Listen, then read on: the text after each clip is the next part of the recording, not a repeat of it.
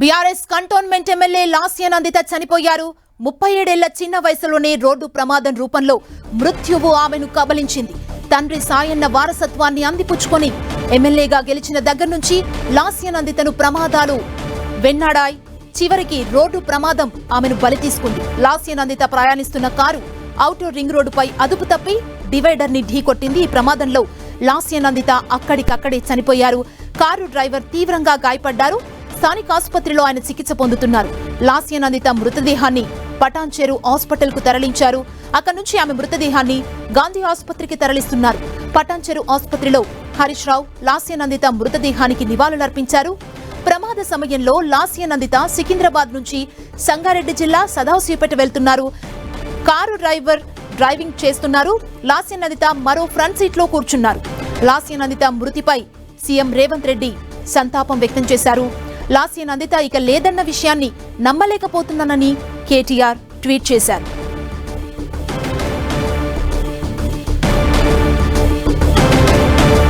Cantonment ఎమ్మెల్యేగా ఉన్న సాయన్న గత ఏడాది అనారోగ్యంతో మరణించడంతో ఆ టికెట్ ని అప్పటికే బీఆర్ఎస్ లో చురుగ్గా ఉన్న లాస్యనందితకు కేటాయించారు. గద్దర్ కుమార్తె వెన్నెలపై లాస్యనందిత ఘన విజయం సాధించారు. బీఆర్ఎస్ కంటోన్మెంట్ ఎమ్మెల్యే లాస్యనందిత చనిపోయారు. 37 ఏళ్ల చిన్న వయసులోనే రోడ్డు ప్రమాదం రూపంలో మృత్యువు ఆమెను కబలించింది. తండ్రి సాయన్న వారసత్వాన్ని అందిపుచ్చుకొని ఎమ్మెల్యేగా గెలిచిన దగ్గర నుంచి లాస్యనందితను ప్రమాదాలు వెన్నాడాయి. చివరకు రోడ్డు ప్రమాదం ఆమెను బలి తీసుకుంది. లాస్యనందిత ప్రయాణిస్తున్న కారు ఔటర్ రింగ్ రోడ్డుపై అదుపు తప్పి డివైడర్ ని ఢీకొట్టింది. ఈ ప్రమాదంలో లాస్యనందిత అక్కడికక్కడే చనిపోయారు. కారు డ్రైవర్ కి తీవ్ర గాయాలయ్యాయి.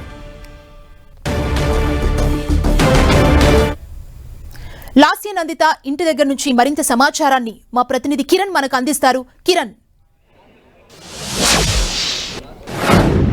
సుమా కంటోన్మెంట్ ఎమ్మెల్యే లాస్యనందిత దుర్మరణం చెందడంతో ఆమె ఇంటి వద్ద విషాద ఛాయలు అనుకున్న పరిస్థితి కనిపిస్తుంది. ప్రస్తుతానికైతే ఆమె ఇంటి వద్ద మన వద్ద చూసుకోవచ్చు. ఆమె మరణ వార్త తెలిసిన తర్వాత కార్యకర్తలంతా కూడా ఒక్కొక్కరుగా ఇడికి చేరుకుంటున్నారు. ఒకరికి షాక్ గురయ్యారు. 10 రోజుల క్రితము కూడా రోడ్డు ప్రమాదం నుంచి తప్పించుకున్న లాస్యనందిత ఈరోజు ఓవర్ మీద ఆ రోడ్డు ప్రమాదంలో తనువు చాలించడంతో ప్రస్తుతానికైతే తీవ్ర దిగ్భ్రాంతిని వ్యక్తం చేసిన పరిస్థితి కనిపిస్తుంది. కార్యకర్తలంతా ఒక్కొక్కరుగా చేరుకుంటున్నారు. ఇక్కడ పార్టీ ఆఫీసులో వద్దనే ఆమె ఉంటున్నట్టుగా తెలుస్తుంది.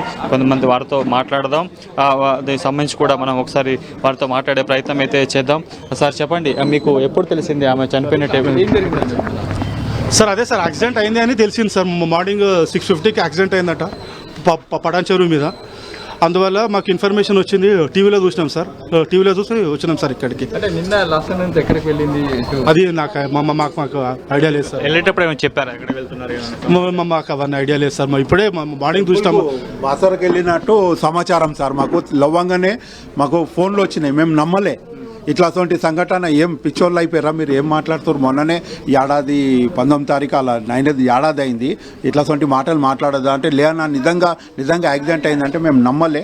వాస్తవంగా వచ్చినాక చూసినాక ఆశ్చర్యపోయినాం. ఇట్లాంటి సంఘటనలు ఫిబ్రవరిలో జరుగుతున్నాయి. వీళ్ళకు గతంలో ఏడాది కింద ఫిబ్రవరి 19కు చనిపోయిండు సాయన్న ఎమ్మెల్యే. సాయన్న 5 సంవత్సరాలు మేము సాయన్న వెంబడి 15 సంవత్సరాలు ఉంటాము. ప్రజా సేవల్లో నంబర్ 1 సాయన్న. ఆ సానుభూతితోటే పాపను కూడా గెలిపించుకున్నాము. ఆ సాయన్న రూపంలో మాకు వచ్చింది పాప కొడుకులే కానీ మేము భావించినాం. కానీ మాకు ఇంత లోటు అవుతుందని మా కాన్సెన్సీకి మేము అనుకోలే. ఇది తీరని లోటు. ఇట్లాంటి సంఘటన ఏ కుటుంబంలో కూడా జరగొద్దని మరి దేవునికి ప్రార్థిస్తున్నాం. కొద్ది రోజుల క్రితం నల్గొండ సభకి వెళ్ళి తిరిగి వస్తున్న సందర్భంలో కూడా ఘోర ప్రమాదం జరిగింది. అప్పుడు తుట్లో తప్పించుకుని బయటపడ్డారు కదా. అదే ఈ సంఘటనలు ఇట్లా జరుగుతూనే ఉన్నాయి. ఇట్లాంటి సంఘటనలు జరగొద్దని ఆ భావంతో ఇది చేస్తాం. ప్రస్తుతం చూసుకోవచ్చు, వారు కూడా షాక్ అయిన పరిస్థితి కనిపిస్తుంది. కొద్ది రోజుల క్రితం ఆమె ఘోర రోడ్డు ప్రమాదం నుంచి బయటపడ్డారు. ఈరోజు కొంతమంది ఫోన్ చేసి లాస్యనందిత ఓవర్ మీద రోడ్డు ప్రమాదంలో చనిపోయారు, తనువు చాలించారని వార్త తెలియగానే మేము షాక్ అయి గురయ్యాము, మస్తు ఆశ్చర్యానికి గురయ్యాము. ఇలాంటి ఘటన జరగడం చాలా దురదృష్టకరమని కూడా ప్రస్తుతానికైతే కుటుంబ సభ్యులు చెప్తున్న పరిస్థితి కనిపిస్తుంది. మరి మనకు అందుతున్న సమాచారం ప్రకారం అయితే కొద్దిసేపటి క్రితము పటాన్చెరు ఏరియా ఆసుపత్రి నుంచి కూడా ఆమె మృతదేహాన్ని గాంధీ ఆసుపత్రికి తరలించే అవకాశం ఉన్నట్టుగా తెలుస్తుంది. ప్రస్తుతానికైతే ఏదైనా కానీ ఒక యంగ్ ఎమ్మెల్యే రోడ్డు ప్రమాదంలో మృతి చెందడంతో పార్టీ శ్రేణులతో పాటు ఆ కుటుంబ సభ్యులు కూడా తీవ్ర దిగ్భ్రాంతిని వ్యక్తం చేస్తున్న పరిస్థితి అయితే కనిపిస్తుంది. మరికొంతమందితో మాట్లాడదాం. ఆమె ఎట్లా ఉండేవారు, నిన్న ఇంటి నుంచి వెళ్ళేటప్పుడు ఏమైనా చెప్పారా తెలుసుకునే ప్రయత్నం చేద్దాం. సార్ చెప్పండి, నిన్న ఆమె ఇక్కడ నుంచి వెళ్ళేటప్పుడు మీకు ఏమైనా సమాచారం ఇచ్చారా, ఏమైనా చెప్పారా ఎటు వెళ్తున్నారని? లేదండి, సమాచారం అయితే ఎవరికి లేదు. మరి వాళ్ళు ఏం పని మీద వెళ్ళారు తెలియదు, కరెక్ట్గా ఇన్ఫర్మేషన్ తెలియదు. ఇంతవరకు మాత్రం ఇన్ఫర్మేషన్ తెలియదు. ప్రస్తుతం మీరు కారు డ్రైవింగ్ చేస్తున్న పర్సన్ మీకు తెలుసా? ఎవరు ఆకాష్ అంటున్నారు, అతడు మీకు సమాచారం ఇవ్వడం జరిగిందా? అంటే ఏంటి సమాచారం అయితే ఏం లేదు. నిన్న మేము పొద్దున వచ్చినాం కలవడానికి, మాతో కలిచారు పొద్దున నిన్న. మరి వాళ్ళు వేరే పని మీద ఏ పని మీద వేరే తెలియదు. మరి ఏ ఫంక్షన్కు వేరు. కొద్ది రోజుల క్రితం నల్గొండ మీటింగ్ వెళ్ళి వస్తున్న సందర్భంలో కూడా ఆమె ట్రావెల్ చేస్తున్న కారు యాక్సిడెంట్ గురైనప్పుడు తప్పించుకున్నారు. అందులో ఒక వ్యక్తి కూడా చనిపోయిన పరిస్థితి కనిపిస్తుంది. ఇంత షార్ట్ టైంలో ఇలాంటి ఘటన జరుగుతుందని కూడా ఎవరు ఊహించలేదు. అంటే మీకు ఈ ఘటనకు సంబంధించిన అనుమానం ఉన్నాయా ఏంటన్నా? ఘటన అంటే అది లాస్ట్ టైం నల్గొండ మీటింగ్లో కూడా అది ఇక్కడ మన లాసనందిత గారు కారు ప్రమాదము చేసినటువంటి ప్రమాదం కాదు. అది వేరే వెహికల్ వల్ల వీళ్ళు కొద్దిగా అక్కడ రష్ ఉండే, కొద్దిగా టర్నింగ్లో తీసుకునే వరకు అది బండి వాళ్ళకు గతంలో జరిగిన రోడ్డు ప్రమాదం సంబంధించి కూడా ఈ ప్రజెంట్ కారు డ్రైవర్ చేస్తున్న ఆ వ్యక్తే ఉన్నట్టుగా ఉన్నారు. ఆయన ఉన్నారా? ఇప్పుడు ప్రస్తుతం ఎవరైనా మారారా? కొద్దిగా తెలియదండి. అది డ్రైవర్ మరి మారాడా లేకపోతే మరి నిన్న నుంచి కొత్త అతను ఉన్నాడా తెలియదు. అంటే ఇప్పుడు ఆకాష్ అనే పర్సన్ లాసానందితకి పిఏగా ఉన్నారా, డ్రైవర్గా ఉన్నారా, ఎట్లా? డ్రైవర్గానే ఉన్నాడు.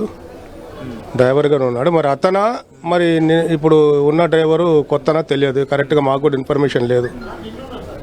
మీరు చెప్పండి, మీతో ఆ లాసానందితకు ఉన్న రిలేషన్ ఏంటి, ఎట్లా ఉండేవారు ఏంటి? ఆ యాక్సిడెంట్ తర్వాత మీరు ఆమెను పరామర్శించారా? గత కొద్ది రోజులు జరిగింది. ఇప్పుడు సాయన్న గారు పోయి 1 year అవుతుంది. మొన్నటికి అదే కోల్పోకుండా ఉన్నాం మేము. అంతా ఆ బాధనే చాలా ఉన్నది మనలో. మొన్న తర్వాత యాక్సిడెంట్ అయినాక ఆమె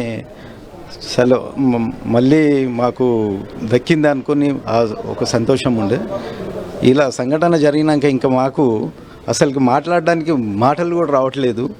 మన అన్న అంటేనే చాలా, సాయన్న అంటే అందరికీ చాలా ప్రేమగలడు. బాబా లేకనే సాయన్న అంటే సాయిబాబానే. ఆయన అందరినీ, మా కార్యకర్తల్ని కానీ ఎవరిని అందరినీ కూడా ఒక ఫ్యామిలీ లాగా చూసుకునేవాడు. కానీ ఆయన కార్యకర్తలు ఎవరిని చిన్న చూపు చూసేవాడు కాదు. ఆయన అంటే చాలా ప్రేమ. సరే, ఇప్పుడు తర్వాత అమ్మాయికి ఇచ్చిండ్రు, చాలా సంతోషం. ఆమె ఇప్పుడు ఇంకా సేవ చేసుకునే ఆమెకు ఛాన్స్ ఉండే భగవంతుడు ఇచ్చిండు.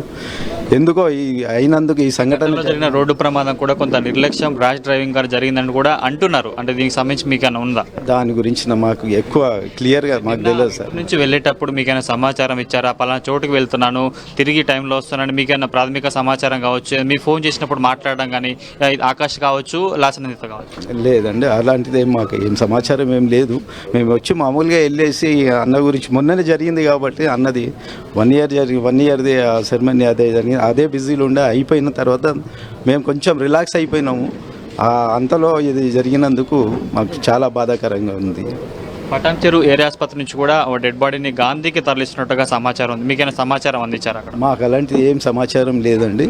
మాకు యాక్చువల్లీ టీవీలో చూసినా రాగానే మేము అది కరెక్టా లేదా అని ఇక్కడికి రాగానే అది కన్ఫర్మ్ అయ్యింది. కన్ఫర్మ్ అయినాక అందరం కార్యకర్తలు అందరం కలిసి ఒకరికొకరు ఎలా జరిగిందని అంతలో మేమే మాట్లాడుకుంటాం. మా కుటుంబ సభ్యులు ఎవరైనా మీకు అందుబాటులోకి వచ్చారా? వారు ఎవరైనా మీతో టచ్లో ఉన్నారు?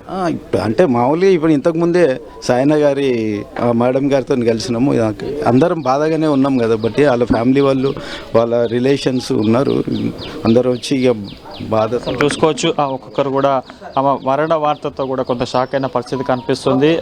కొద్ది రోజుల క్రితమే తండ్రి సాయన్న సంబంధించిన ఏడాది కార్యక్రమం కూడా పూర్తి చేసుకున్నాము. గత కొద్ది రోజుల క్రితం జరిగిన కోడ రోడ్డు ప్రమాదం నుంచి కూడా బయటపడింది అనుకున్నాం. కానీ ఈరోజు ఉదయం ఈ వార్త తెలియడంతో కూడా తమంతా షాక్ గురైన పరిస్థితి కనిపిస్తుంది. ప్రస్తుతానికైతే చాలా కష్టపడి ఆ తండ్రి స్థానాన్ని తర్వాత ఆమె పోటీ చేసి గెలుపొందడంలో కూడా తాము వంతు ప్రయత్నం చేశాము. ఆమె గెలుపుకి తమ వంతు సహాయ సహకారాలు అందించాం, కానీ రెండవసారి ఇలాంటి ఘటన చోటు చేసుకోవడం తమను కలిసివేసినట్టుగా చెప్తుంది. ప్రస్తుతానికైతే విజువల్స్లో చూసుకోవచ్చు.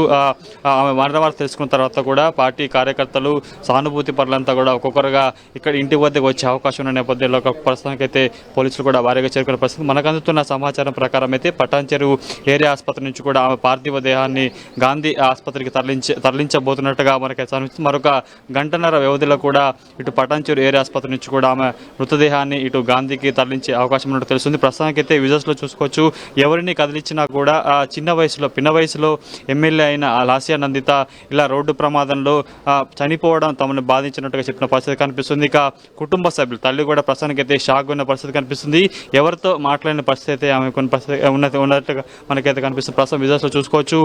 ఆమె మరణ వార్త తెలుసుకున్న పార్టీ ముఖ్య నాయకులతో పాటు వివిధ ఆమెకి దగ్గరగా సన్నిహితంగా ఉండేవారంతా కూడా ప్రస్తుతానికైతే ఇక్కడికి చేరుకున్న దృశ్యాలు అయితే మనకు కనిపిస్తున్నాయి. మరికొద్ది సేపట్లో పటాన్చెరు ఏరియా ఆసుపత్రి నుంచి కూడా ఆమె మృతదేహాన్ని గాంధీకి తరలిస్తున్నట్టుగా మనకైతే సమాచారం ఉంది. ఇక ఎవరిని కదిలించినా కూడా చాలా పిన్న వయసులో ఎమ్మెల్యే అయింది. ఆమె ఎమ్మెల్యే గెలిపించేందుకు చాలా ప్రయత్నం చేశాము, కష్టపడ్డాము. సాయాన్ని అంటే కూడా సహాయం చేసే వ్యక్తి. ఆ తర్వాత ఆమె స్థానంలో ఆమె కూతురు వచ్చినా కూడా చాలా సంతోషపడ్డాం. కానీ ఆమె ఎమ్మెల్యే గెలిచిన తర్వాత కొంత దాన్ని మేము ఎంజాయ్ చేసే సమయంలోనే కూడా ఇలా జరగడం కూడా తమను తీవ్రంగా కలిసివేసినట్టుగా ప్రస్తుతానికైతే ఎవరిని కదిలించినా కానీ ఆమెకి చాలా సన్నిహితంగా ఉంటూ అన్నాన్ని పిలిచే వ్యక్తులు కూడా ప్రస్తుతానికైతే కన్నీరు మున్నీరుగా పిలిపిస్తున్న దృశ్యాలు ఇక్కడ కనిపిస్తున్నాయి. మరికొద్ది సేపట్లో ఆమె మృతదేహాన్ని కూడా ఇటు గాంధీ ఆసుపత్రికి తరలిస్తున్నట్టుగా మనకైతే సమాచారం అందుతుంది. గాంధీ హాస్పిటల్లో పోస్ట్ మార్టం అయిపోయిన తర్వాత లాస్యా నందిత పార్థివ దేహాన్ని ఇంటికి తీసుకొస్తారా? అంటే ఎక్కడికి తీసుకెళ్లడానికి కుటుంబ సభ్యులు ప్లాన్ చేస్తున్నారు? మనకు అందుతున్న సమాచారం ప్రకారం అయితే ప్రస్తుతానికైతే ఇటు అక్కడ పటాన్చెరు ఏరియా ఆసుపత్రి నుంచి గాంధీకి ఆసుపత్రి తీసుకొస్తారు. అక్కడ డెడ్ బాడీకి పోస్ట్ మార్టం పూర్తయిన తర్వాత కూడా ఇక్కడ ప్రస్తుతం మనం ఉన్న ఈ ప్రాంతంలోకి ఆమె పార్థివ దేహాన్ని తీసుకొచ్చే అవకాశం ఉన్నట్టుగా తెలుస్తుంది. ఎందుకంటే ముందుగా ఆమె మరొక చోట బాత ఇల్లు ఉండేది. తండ్రి చనిపోయిన తర్వాత కూడా ఆమె నివాసం కావచ్చు నియోజకవర్గంలో ఉండే స్థానిక ప్రజలకు కార్యకర్తలకు అందుబాటులో ఎందుకు ప్రస్తుతం ఈ ఇంట్లోనే నివాసం ఉంటున్నారు కాబట్టి ఇక్కడికి ఆమె పార్థివ దేహాన్ని కూడా తరలించే అవకాశం ఉన్నట్టుగా మనకైతే సమాచారం ఉంది. ఇక పూర్తి స్థాయిలో దీనికి సంబంధించి కొంత క్లారిటీ రావాల్సి ఉంది. ప్రస్తుతానికైతే పటాన్చెరు ఏరియా ఆసుపత్రి నుంచి మాజీ మంత్రి హరీష్ రావు అని గాంధీకి తరలించాలంటూ కూడా చెప్పిన నేపథ్యంలో ప్రత్యేక అంబులెన్స్లో కూడా ఆమె మృతదేహాన్ని కూడా ప్రస్తుతానికి గాంధీ ఆసుపత్రికి తరలించబోతున్నారు. మరొక గంటన్నర వ్యవధిలో కూడా గాంధీ మార్చురీకి ఆమె మృతదేహం రాబోతుంది. అక్కడ పోస్ట్ మార్టం తంతు పూర్తయిన తర్వాత కూడా కంటోన్మెంట్లోని ప్రస్తుతం ఆమె నివాసం ఉంటున్న మనం చూస్తున్న ఇంటికి తరలించే అవకాశం అయితే మనకైతే కొంత సమాచారం ఉంది. ఏదైనా కానీ ఒక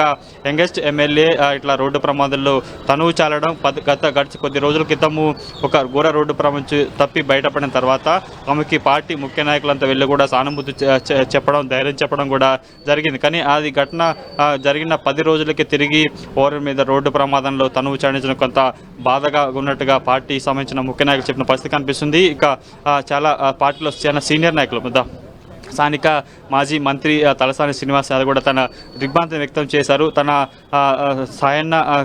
తండ్రితో ఉన్న సన్నిహితాన్ని నెమరు వేసుకుండా ఆమె గెలుపు కూడా ఆయన దగ్గరుండి కూడా కృషి చేసిన నేపథ్యంలో కూడా ఆయన కూడా షాక్ అయిన పరిస్థితి కనిపిస్తుంది. 10 రోజులు కాకముందుకే ఇలాంటి ఘోర రోడ్డు ప్రమాదాలు ఆమె తనువు చాలించడం కూడా ప్రస్తుతానికైతే హైదరాబాద్ సిటీకి సంబంధించిన బీఆర్ఎస్ పార్టీ శ్రేణులే కాకుండా రాష్ట్ర స్థాయి పార్టీ నాయకత్వం కూడా ప్రస్తుతానికైతే కొంత దిగ్భ్రాంతి వ్యక్తం చేసిన పరిస్థితి కనిపిస్తుంది. మరికొద్ది సేపట్లో కూడా ఇటు పటాన్చెరు ఏరియా ఆసుపత్రి నుంచి ఆమె మృతదేహాన్ని గాంధీ మార్చుకు తరలిస్తారు. అక్కడ పోస్ట్ మార్టం పూర్తయిన తర్వాత కూడా ఆమె మృతదేహాన్ని ఇక్కడికి తరలించే అవకాశం అయితే కనిపిస్తుంది. ప్రస్తుతానికి అయితే ఎవరిని కదిలించినా కానీ లాస్యా నందితని గుర్తు చేసుకుంటూ కూడా కన్నీరు మున్నీరుగా విలిపిస్తున్న దృశ్యాలు మనకి ఇక్కడ కనిపిస్తున్నాయి.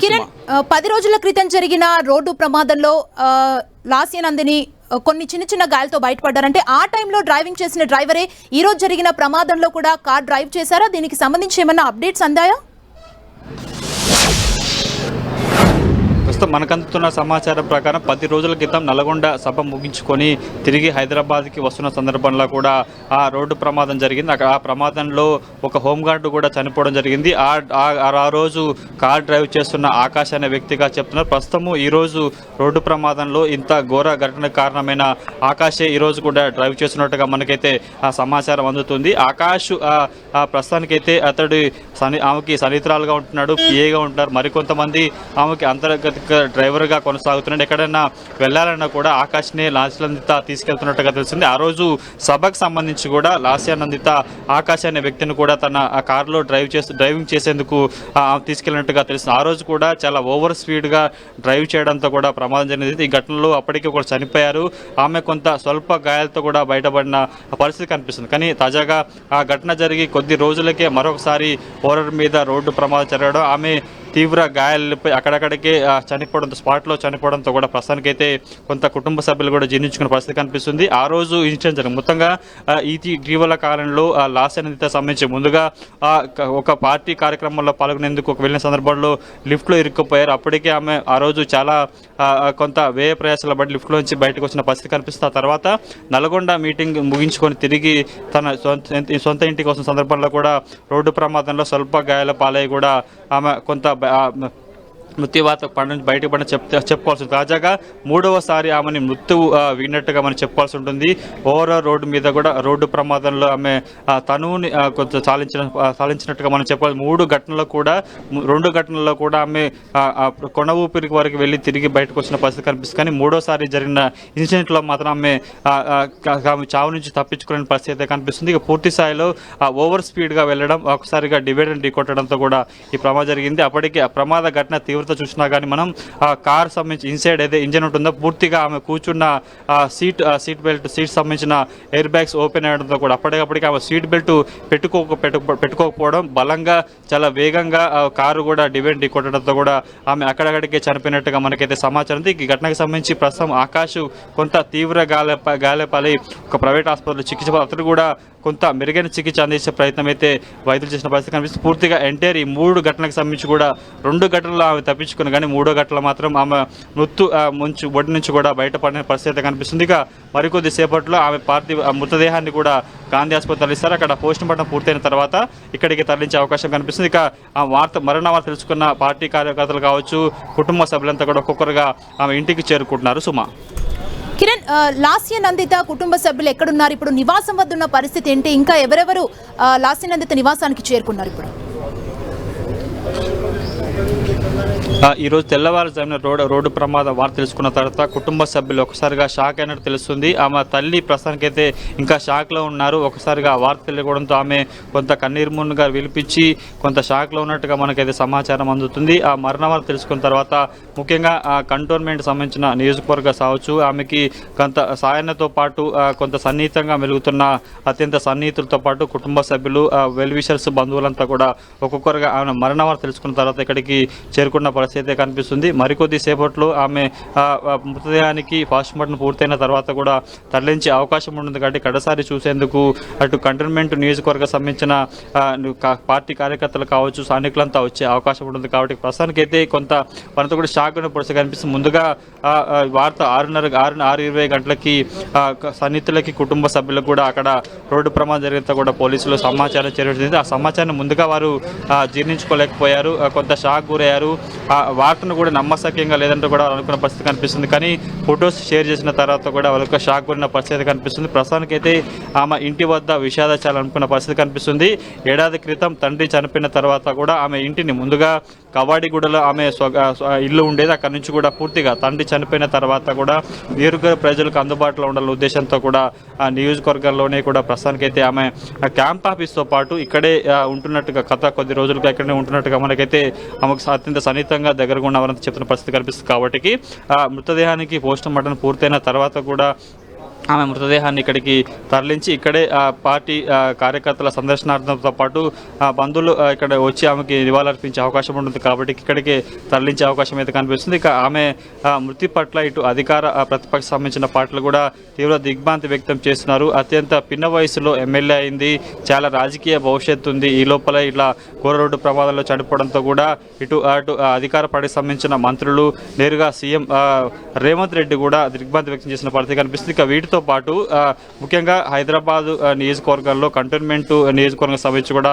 పార్టీ బలోపేతం విస్తృతం చేయడంలో కూడా చాలా టఫ్ ఫైట్ ఇచ్చింది ఎలక్షన్ సమయంలో. అప్పుడు కూడా ఎలక్షన్ టఫ్ ఫైట్ ఇచ్చిన తర్వాత కూడా బయటపడి అటు పార్టీకి సంబంధించి కొంత ఇక్కడ బలమైన నియోజకవర్గం ఉండడం, సాయన్న తన రాజకీయ భవిష్యత్తుకి ఓరసాలుగా ఉంటుందని కూడా అందరూ భావించిన సందర్భంలో రానున్న రోజుల్లో కూడా చాలా రాజకీయంగా చాలా అనేక పదవులు అనుభవించాలి, ఇంకా రాజకీయ భవిష్యత్తులో ఇలా అర్ధాంతరంగా ఆమె రోడ్డు ప్రమాదంలో చాలించడంతో కూడా ప్రస్తుతానికైతే ఇటు పార్టీ ముఖ్య కార్యకర్తలతో పాటు ఆ పార్టీకి సంబంధించిన ముఖ్య నేతలంతా కూడా దిగ్భ్రాంతి వ్యక్తం చేసిన పరిస్థితి కనిపిస్తుంది. కొద్దిసేపట్లో అంటే మరి కొంతమంది అందుకు సంబంధించి అంత్యక్రియలు ఇక్కడ నుంచి కూడా ప్రారంభమవుతాయి కాబట్టి పోస్ట్ మార్టం పూర్తయిన తర్వాత నేరుగా మృతదేహాన్ని ఇక్కడికే తరలిస్తారు కాబట్టి అందుకు సంబంధించిన ఏర్పాట్లు కూడా చేస్తున్నా చూసుకోవచ్చు. ఒక్కొక్కరుగా ఇక్కడికి చేరుకుంటున్నారు. ముందుగా చాలామంది ఇప్పటికే కొంత దగ్గరగా సన్నిహితంగా ఉండే వాళ్ళంతా కూడా పటాన్చెరు ఏరియా ఆసుపత్రికి వెళ్ళారు. అక్కడ నుంచి అంబులెన్స్లో నేరుగా గాంధీ ఆసుపత్రికి రాబోతుంది. అక్కడ పోస్ట్ మార్టం పూర్తయిన తర్వాత నేరుగా మరో అంబులెన్స్లోని ఇక్కడికి ఆమె మృతదేహాన్ని తీసుకొస్తారు కాబట్టి అందుకు సంబంధించిన అంత్యక్రియలకు సంబంధించిన ఏర్పాట్లు కూడా చేయబోతున్నారు. ఒక్కొక్కరుగా పార్టీ ముఖ్య నాయకులు, పార్టీ శ్రేణులంతా కూడా ఇక్కడ చేరుకునే పరిస్థితి కనిపిస్తుంది. మరికొద్ది సేపట్లో ఇటు పటాన్చెరు ఏరియా ఆసుపత్రి నుంచి కూడా అటు గాంధీకి ఆమె మృతదేహాన్ని తరలించబోతున్నారు. అక్కడ పోస్ట్ మార్టం పూర్తయిన తర్వాత అంత్యక్రియల కోసం ఆ ఇంటి వద్దకి ఆమె మృతదేహాన్ని తీసుకురాబోతున్నారు. సుమా. కిరణ్, అంటే ప్రమాదానికి గల కారణాల విషయానికి వస్తే ఓవర్ స్పీడే ఈ ప్రమాదానికి కారణం అయితే ప్రాథమికంగా చెప్పారంటే మళ్ళీ దీనికి సంబంధించిన అప్డేట్ ఏదైనా ఇచ్చారా పోలీసుల నుంచి?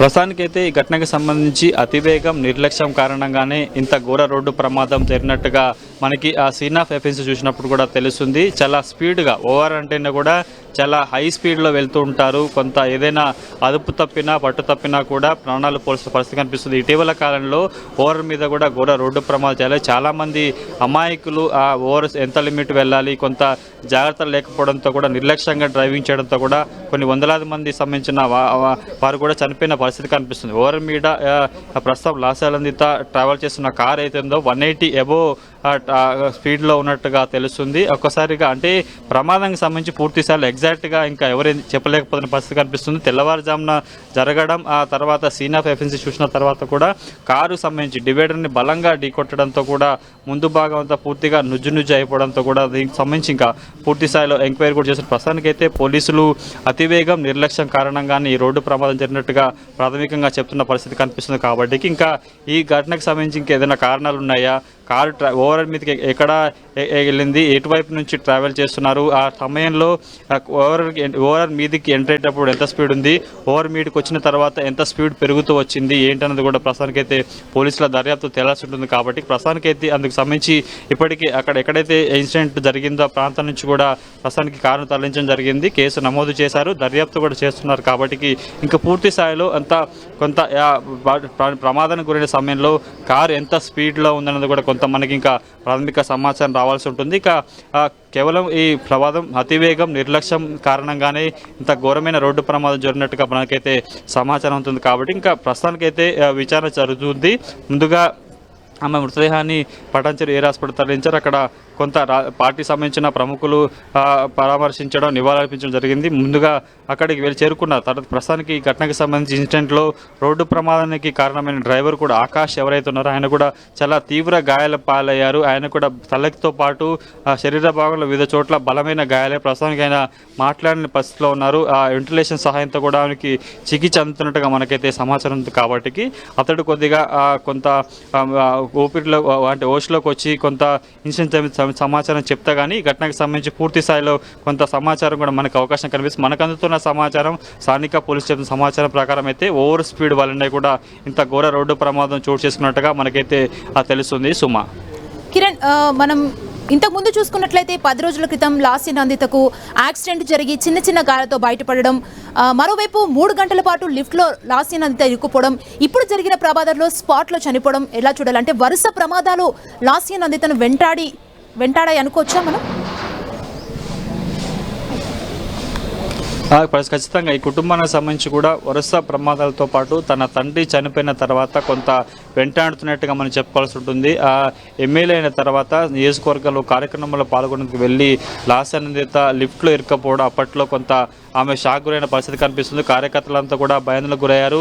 ఒక్కసారిగా కార్యకర్తలతో ఆమె బయట ఫ్లోర్ నుంచి కిందకు వస్తున్న సందర్భంలో ఒక్కసారిగా లిఫ్ట్ ఆగిపోవడం, ఇరుక్కుపోవడంతో కూడా చాలా ఇబ్బంది పడ్డ పరిస్థితి కనిపిస్తుంది. అప్పుడే ఆమె కొంత షాక్ గురయ్యారు. లిఫ్ట్లో ఇరుక్కుపోవడం, తాను ఏం జరుగుతుందో తెలుసుకునే లోపు కూడా అంతా జడగసంత జరిగిపోవడంతో కూడా అప్పుడు చాలా కష్టపడి ఆమెని అతి కష్టం మీద కూడా లిఫ్ట్లోంచి బయటకు తీసుకురావాల్సిన పరిస్థితి కనిపించింది. ఆ తర్వాత ఇటీవల నల్గొండ సభకి వెళ్ళి తిరిగి వస్తున్న సందర్భంలో కూడా మరొకసారి మృత్యు వెంటాడినట్టుగా మనం చెప్పవచ్చు. కానీ అప్పుడు కూడా ఆమె తప్పించుకోవడం జరిగింది. స్వల్ప గాయాలతో ఈ ఘటనకు సంబంధించి కూడా చాలా ర్యాష్గా ఓవర్ స్పీడ్గా డ్రైవ్ చేయడంతో కూడా ఈ ఘటనకు సంబంధించి కూడా ఒక హోంగార్డు చనిపోవడం జరిగింది. అప్పుడు కూడా లాస్య నందిత కొంత తుట్టిలో తప్పించినట్టుగా మనం భావించాల్సి ఉంటుంది. ఆమె కూడా చాలా షాక్లోంచి బయటకు వచ్చినట్టుగా మనం చెప్పాలి. కానీ మూడోసారి మృత్యు మాత్రం ఆమెని వేడినట్టుగా మనం చెప్పుకోవాల్సి ఉంటుంది.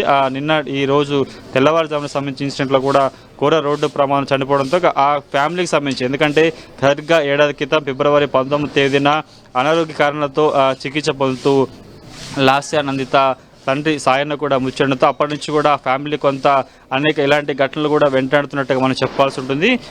రెండోసారి తప్పించుకున్న తర్వాత కూడా కొంత ఆమె జాగ్రత్తగా ఉండాల్సి ఉంటుంది. కానీ కొంత నిర్లక్ష్యంగా ఉండడం కనీసం ఆమె వెళ్తున్న కారుకు సంబంధించి కొంత జాగ్రత్తలు తీసుకోకపోవడంతో కూడా ప్రస్తుతానికైతే మూడోసారి మృత్యువు ఆమెని ఓరర్ మీద కూడా తీసుకెళ్ళినట్టుగా మనం చెప్పాల్సి ఉంటుంది. ఇక కొద్దిసేపటి క్రితం మనం ముఖ్య కార్యకర్తలతో మాట్లాడినప్పుడు కూడా లాస్య గత కొద్ది రోజులుగా కొంత మృత్యు వెంటాడుతుంది.